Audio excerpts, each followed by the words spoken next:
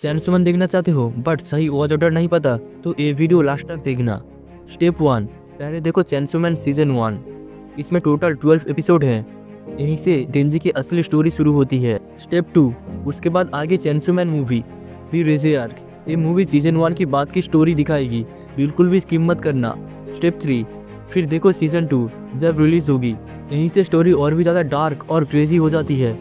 बस यही है चैनसो मैन की परफेक्ट वॉच ऑर्डर। लाइक करो, सब्सक्राइब करो और एनिमे लवर हो तो कमेंट में ज़रूर करो।